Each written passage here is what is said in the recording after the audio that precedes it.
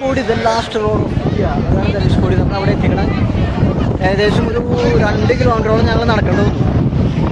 ഭയങ്കര ബ്ലോക്കാണ്, എന്താണെന്നറിയില്ല. കണ്ടവൻ ആൾക്കാരുണ്ട്. ഭയങ്കര കാറ്റാണ്, പൊടിക്കാറ്റ് രക്ഷയില്ല. ആൾക്കാരുടെ കളിയാണ്. ഇപ്പോൾ ലാസ്റ്റ് റോഡ് ഓഫ് ഇന്ത്യ. ഇവിടുന്ന് ശ്രീലങ്ക ഏകദേശം 18 കിലോമീറ്ററോളം ശ്രീലങ്കയ്ക്കുണ്ട്.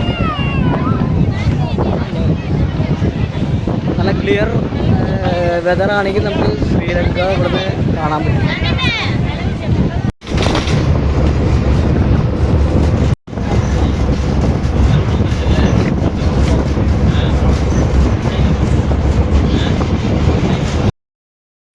ധനുഷ്കോടി ഇന്ത്യയിലെ തമിഴ്നാട് സംസ്ഥാനത്ത് രാമേശ്വരം എന്ന ദ്വീപിൻ്റെ തെക്ക് കിഴക്കേ അറ്റത്തായി സ്ഥിതി ചെയ്യുന്ന ഒരു ഉപേക്ഷിക്കപ്പെട്ട പട്ടണമാണിത്. രാമേശ്വരത്തിന് തെക്കു കിഴക്കായി ശ്രീലങ്കയിലെ തലൈമന്നാറിന് ഏകദേശം 18 മൈൽ, അതായത് ഏകദേശം നമ്മുടെ ഒരു 29 കിലോമീറ്റർ പടിഞ്ഞാറായി ഇത് സ്ഥിതി ചെയ്യുന്നു. 1964 രാമേശ്വരത്തുണ്ടായ അതിഭയാനകമായ ചുഴലിക്കാറ്റ് കൊടുങ്കാറ്റിനെ തുടർന്ന് ഈ നഗരം പൂർണ്ണമായി നശിപ്പിക്കപ്പെടുകയും ഇന്നും കാര്യമായ ജനവാസമില്ലാതെ ഒരു പ്രേത നഗരമായി തുടരുകയും ചെയ്യുന്നു.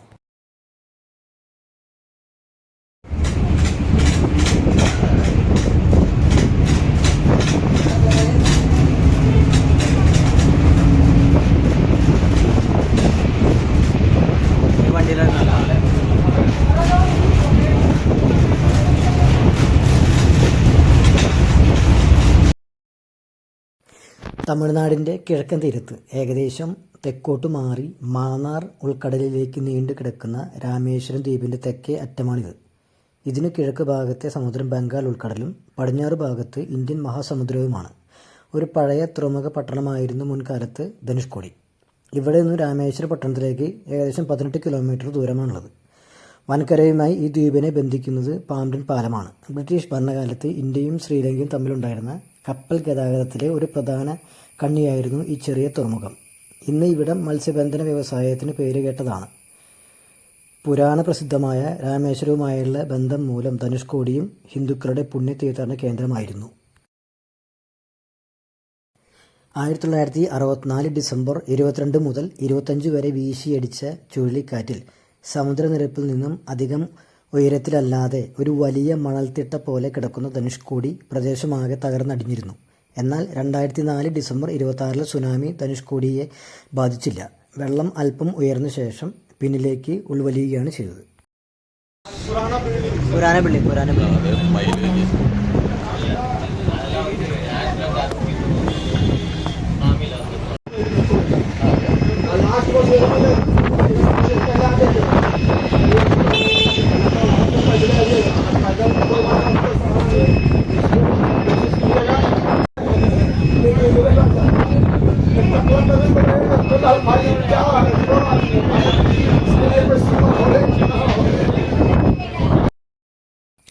ധനുഷ്കോടിയുടെ ഭൂമിശാസ്ത്രം നോക്കുകയാണെങ്കിൽ പാമ്പൻ ദ്വീപിൻ്റെ അറ്റത്തായി സ്ഥിതി ചെയ്യുന്ന ധനുഷ്കോടിയെ പാക് കടലിടുക്കാണ് പ്രധാന കരയായി വേർതിരിക്കുന്നത്.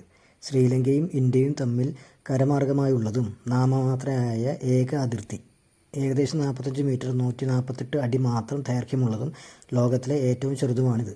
ഇത് പാക് ഉൾക്കടലിലെ ഒരു മണൽത്തിട്ടയിലാണ്. 1964 ഒരു ഭീകരമായ സൈക്ലോൺ രൂപം കൊണ്ടു. അതിവിടെ ആകെ നശിപ്പിച്ച് അടികളഞ്ഞു. നിരവധി ഏകദേശം 1800 പേരാണ് ഇവിടെ അന്ന് മരിച്ചത്.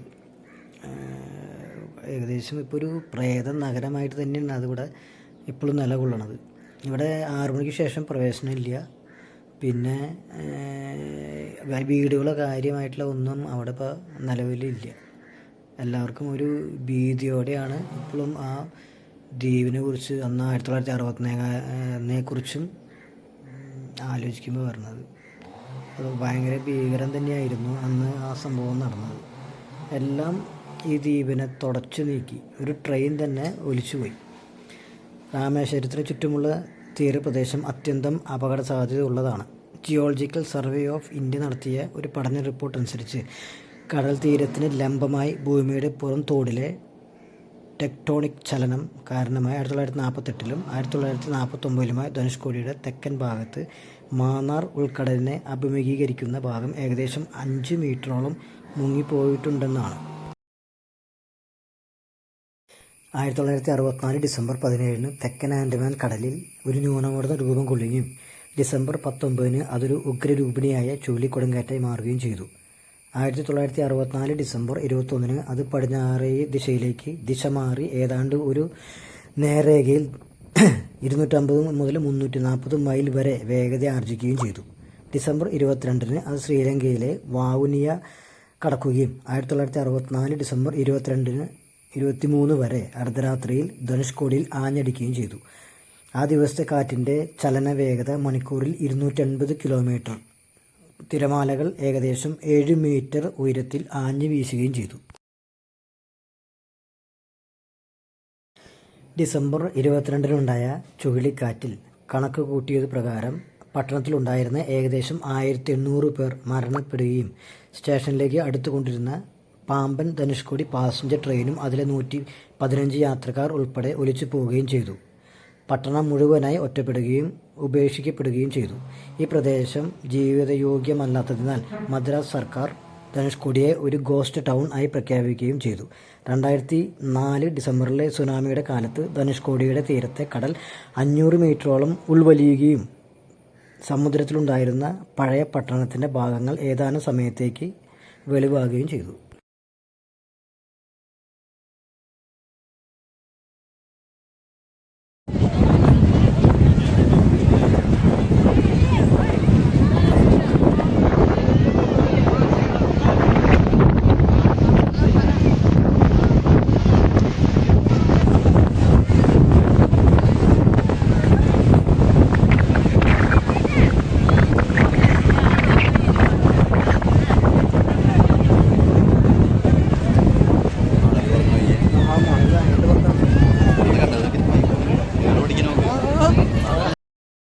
ധനുഷ്കോടി എന്ന പേരിനൊരു ഐതിഹ്യമുണ്ട്.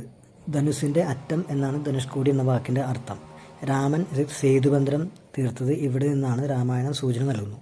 ഹിന്ദു പുരാണ ഇതിഹാസ ഗ്രന്ഥങ്ങൾ പ്രകാരം സീതാദേവിയെ വീണ്ടെടുക്കാൻ ശ്രീരാമൻ ലങ്കയിലേക്ക് സേതുബന്ധനം നടത്തുമ്പോൾ പണി തുടങ്ങാൻ തൻ്റെ ധനുസ് കൊണ്ട് അടയാളപ്പെടുത്തിയിരുന്നത് ധനുഷ്കോടിയുടെ തെക്കേ അറ്റമായിരുന്നു എന്ന് ഐതിഹ്യം പറയുന്നു.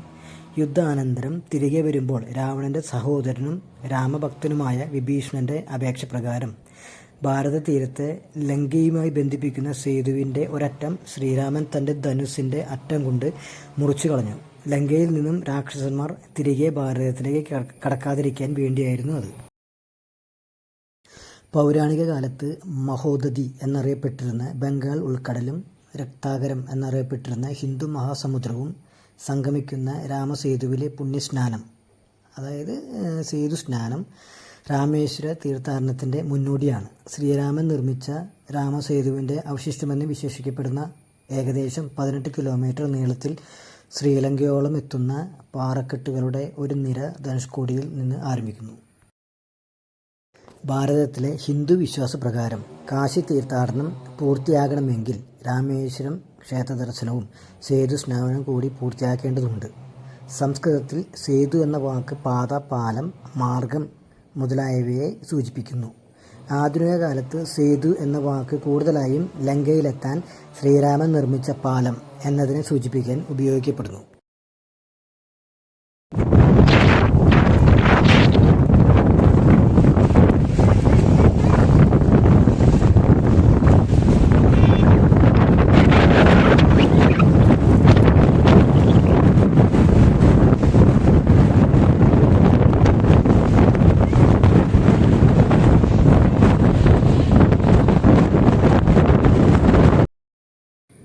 ഇവിടുത്തെ ഗതാഗതം എങ്ങനെയായിരുന്നു വെച്ച് കഴിഞ്ഞാൽ, പ്രധാന കരയിലെ മണ്ഡപത്തെയും ധനുഷ്കോടിയെയും ബന്ധിപ്പിച്ച് മുമ്പ് ഒരു മീറ്റർ ഗേജ് റെയിൽപാത നിലനിന്നിരുന്നു. 1964 ചുഴലിക്കാറ്റിൽ പാമ്പനെയും ധനുഷ്കോടിയെയും ബന്ധിപ്പിച്ചിരുന്ന മീറ്റർ ഗേജ് പാത തകർക്കപ്പെടുന്നതുവരെ ചെന്നൈ എഗ്മോർ മുതൽ ധനുഷ്കോടി വരെയുള്ള ട്രെയിനും അതിന് അനുബന്ധമായി ശ്രീലങ്കയിലേക്കുണ്ടായിരുന്ന ബോട്ട് മെയിൽ എക്സ്പ്രസ് സർവീസും നിലനിന്നിരുന്നു. ഇർവിൻ, ഗോഷൻ എന്നീ 2 ചെറിയ പാസഞ്ചർ ഫെറി ബോട്ടുകളാണ് അക്കാലത്ത് മദ്രാസിൽ നിന്നും മറ്റ് പ്രദേശങ്ങളിൽ നിന്നും ധനുഷ്കോടിയിലേക്കെത്തുന്ന യാത്രക്കാരെ തലൈ മനാറിലേക്ക് കൊണ്ടുപോയിരുന്നത്. 2003 ദക്ഷിണ റെയിൽവേ രാമേശ്വരം മുതൽ ധനുഷ്കോടി വരെ 16 കിലോമീറ്റർ ദൈർഘ്യമുള്ള ഒരു റെയിൽവേ പാതയുടെ സാധ്യത ആരാഞ്ഞുകൊണ്ട് റെയിൽവേ മന്ത്രാലയത്തിന് ഒരു പ്രൊജക്ട് റിപ്പോർട്ട് സമർപ്പിച്ചിരുന്നു. 2010 ധനുഷ്കോടിക്കും രാമേശ്വരത്തിനുമിടയിൽ പുതിയ റെയിൽവേ ലൈൻ സ്ഥാപിക്കാനുള്ള പദ്ധതി പരിശോധിച്ചിരുന്നു. 2016 വരെ ധനുഷ്കോടിയിൽ എത്താനുള്ള മാർഗം കടൽക്കരയിലൂടെ കാൽനടയായോ അല്ലെങ്കിൽ ദുർഘടമായ വഴിയിലൂടെയുള്ള ജീപ്പ് യാത്രയുമായിരുന്നു. 2016 മുകുന്ദരായർ ചതുരത്തിൽ നിന്ന് ധനുഷ്കോടിയിലേക്ക് ഒരു റോഡിൻ്റെ നിർമ്മാണം പൂർത്തിയാക്കി. 2017 ജൂലൈ 27 പ്രധാനമന്ത്രി നരേന്ദ്രമോദി ആകെ 9.7 കിലോമീറ്റർ ദൂരത്തിൽ മുകുന്ദരായർ ചതുരം മുതൽ ധനുഷ്കോടി വരെ 5 കിലോമീറ്ററോളം, ധനുഷ്കോടി മുതൽ അരിച്ചൽ മുനൈ വരെ 4.5 കിലോമീറ്ററും, ധനുഷ്കോടിയെയും പ്രധാന കരയെയും NH49 ഇപ്പോൾ പുതിയ NH87 വഴി ബന്ധിപ്പിച്ചിരുന്ന പൂർത്തിയായ പാത രാഷ്ട്രത്തിന് സമർപ്പിച്ചു.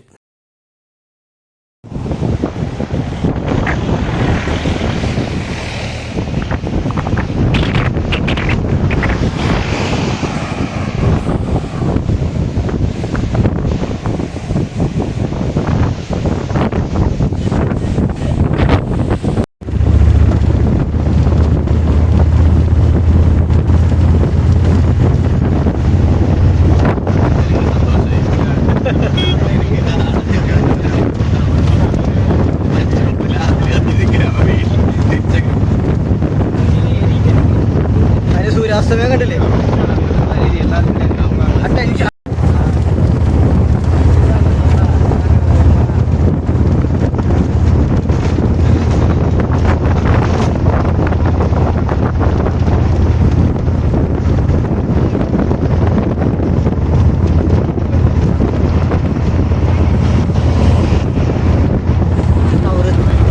ഇതിന്റെ മുകളിൽ കയറണുണ്ടായിരുന്നു, നടന്നില്ല. മോഹൻ പറഞ്ഞ അതിന്റെ മുകളിൽ കയറി അടിപൊളിയായിരുന്നു.